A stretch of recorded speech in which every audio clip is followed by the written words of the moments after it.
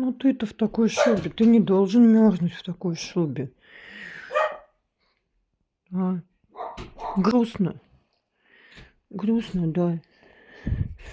Какой мой сладкий. Попроси, чтоб помогли нам. Добрые люди откликнулись. Попроси, скажи, помогите. Ой. Погрей маму.